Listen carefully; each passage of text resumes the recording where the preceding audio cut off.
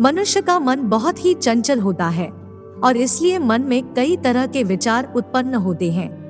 क्षण भर में ही व्यक्ति का मन कई चीजों को सोचने लगता है। इसलिए तो कहा जाता है कि मन को काबू करना आसान नहीं। लेकिन गौतम बुद्ध मन को नियंत्रित करने के आयामों के बारे में भी बता चुके हैं।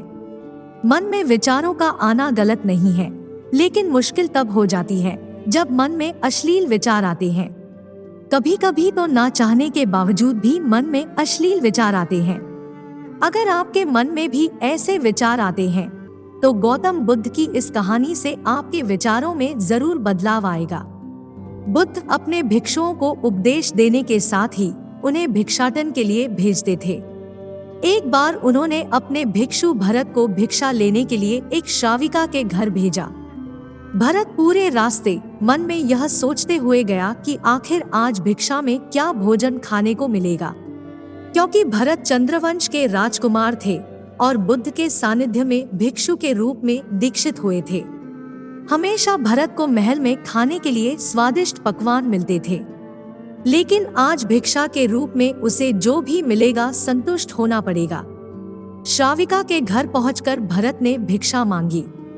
श्राविका ने भरत को बैठने के लिए कहा और भोजन लाने के लिए घर के भीतर चली गई। इधर भरत फिर से अपने प्रिय भोजन के बारे में सोचने लगे और जैसे ही श्राविका भोजन लेकर आई तो भरत अचंभित रह गए। भरत ने देखा कि श्राविका ने उनके लिए उनके पसंदीदा पकवान परोसे हैं और अपने प्रिय भोजन को देखकर वह खुश हो गए। भोजन ग्रहण करते हुए भी भरत सोच रहे थे कि महल में तो उन्हें भोजन के बाद विश्राम करने की आदत है, लेकिन आज उन्हें भोजन के बाद वापस तेज धूप में चलकर आश्रम जाना होगा। लेकिन भोजन के बाद श्राविका ने भरत को कुछ समय के लिए विश्राम करने का आग्रह किया। भरत फिर से खुश हुए कि आखिर आज उनके मन की सारी इच्छाएं कैसे पूरी हो रही है। इसके बाद भरत कुछ देर विश्राम करने लगे, लेकिन विश्राम करते हुए भी लेटे लेटे वह सोचने लगे कि आज तो मुझे भोजन के बाद विश्राम करने को मिल गया, लेकिन ऐसा रोज रोज नहीं होगा। जब भरत विश्राम के बाद उठे तो श्राविका ने कहा कि आप जब तक चाहे यहाँ ठहर सकते हैं। भरत अब समझ गए कि ये कोई संयोग नहीं हो सकता। उन्होंने श्राविका से कहा कि मुझे क्षमा कीजिए, क्या आप मेरा मन पढ़ सकती हैं? श्राविका ने हाँ में उत्तर दिया और कहा कि हाँ, मैं मन पढ़ सकती हूँ। शुरू में यह कठिन था, लेकिन फिर मैंने स्वयं के मन विचारों को देखना शुरू किया। पहले मेरे विचारों की संख्या अनगिनत हुआ करती थी। इसके बाद मैंने विचारों पर ध्यान केंद्रित किया, बिना पक्ष विपक्ष के अपने विचारों को देखने लगी। इस तरह से धीरे धीरे मेरे मन में विचारों की संख्या कम होती गई और सारे व्यर्थ विचार दूर हो गए। इसके बाद से ही मैं दूसरों के मन में चल रहे विचार को पढ़ लेती हूँ। हालांकि श्राविका की बात सुनकर भरत घबरा गए। इसके बाद भरत ने श्राविका से आज्ञा ली और आश्रम के लिए निकल पड़े। रास्ते में भी भरत फिर से मन में आए विचारों का स्मरण करने लगे कि श्राविका के बारे में उसके मन में अश्लील विचार भी आए थे। श्राविका ने उसे भी जान लिया होगा, वह मेरे बारे में क्या सोचती होगी।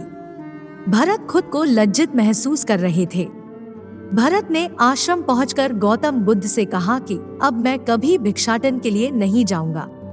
बुद्ध ने भरत को पास बुलाया और कहा कि क्या हुआ है, तुम मुझे सारी व्यथा बताओ। भरत ने सारी बातें बुद्ध को बताई।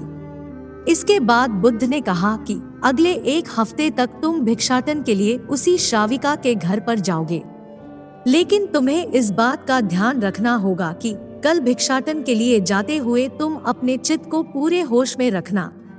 तुम्हारे भीतर जो विचार उठे उन पर ध्यान केंद्रित करना, और यह भी ध्यान रखना कि तुम्हारे मन में कौन सी वासना उठ रही है। तुम कल इन सभी चीजों को ध्यान में रखकर जाना और इसके बाद मुझे वापस आकर बताना। अगले दिन भरत भिक्षाटन के लिए गए। बुद्ध के बताए अनुसार वह पूरे रास्ते अपने होश को जागृत रखते हुए चल रहे थे। जब श्राविका का घर आया तो भरत ने भिक्षा मांगी। उसके भीतर कोई वासना नहीं थी और ना ही कोई विचार उत्पन्न हो रहे थे, क्योंकि उसने अपने मन को पूरी तरह जागृत रखा था। भरत ने भिक्षा ली और आश्रम चला गया। भरत ने बुद्ध को प्रणाम किया और कहा कि आज उसे जिस आनंद की अनुभूति हुई वह पहले कभी नहीं हुई।